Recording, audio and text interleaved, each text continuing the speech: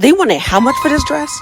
Let's go shopping in richest areas for designer pieces. We take this trip on the road, and today we're in Orlando, Florida at the Google Boutique. I didn't even know Google had a boutique, but it already sounded expensive. I started out in front of the store and saw all this jewelry, and I looked around in the shades, but I wasn't really finding anything that was designer yet, so I decided to kind of look around the store. I did come across some purses, and I was kind of looking around to see what kind of brands they were. I wasn't really getting anything at first until I saw this bag. I thought I lucked out until I freaking turned around in the bag, and y'all... And I was like, dang, what happened? Like, how does one even accomplish this? Like, let me know, y'all. But she was a definite put bag. Moved on to the next bag. Thought it was pretty structured. Looked around on it. And actually ended up finding it was actually a Rebecca Minkoff bag, y'all. Sorry for sounding bored. I'm recording this literally at like 4 in the morning. Moving on. Next is shoes. Saw these sparkly red pumps that kind of caught my attention and found out.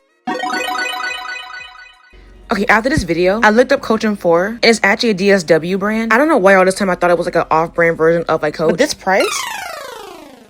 I'm used to like $6 or maybe like $8 at most, but $11.99? But then I did actually find some Coach rain boots, and y'all, what do you mean $24.99? It had the nerve to have all these cracks in it. Immediate put back. Next, I looked at clothes and found this cute denim like crop shirt, and it's absolutely gorgeous, you guys. It was actually only $7.49, so like that was a steal. I saw these makeup pouches that left of the rack, but y'all, these prices, they're gonna kill me every time. What do you mean $20 for a makeup pouch? What? I went back to the clothing rack, then I found this Lily Pulitzer brand new with tags dress, but y'all, $49.99? Back to the rack with you. After that, I started seeing a lot of other dresses with like brand new attacks. Like this Banana Republic dress. Not sure what brand this is, or maybe it's a boutique, but it's cute. So after meeting them, we checked out. We headed across the street to another thrift store. It was called Avalon Exchange. I've actually been in this store before while I was in Savannah visiting family, but no clue they were a franchise. And I do know they're known for having designer pieces, like these Gucci loafers for men. And the prices weren't, too bad. I kept browsing around their collection for a minute, looking at the different pricings and trying to figure out what I could possibly walk away with. Wouldn't be Orlando without seeing Mickey. Then I found some Chanel's, y'all, and the price has to get better, right?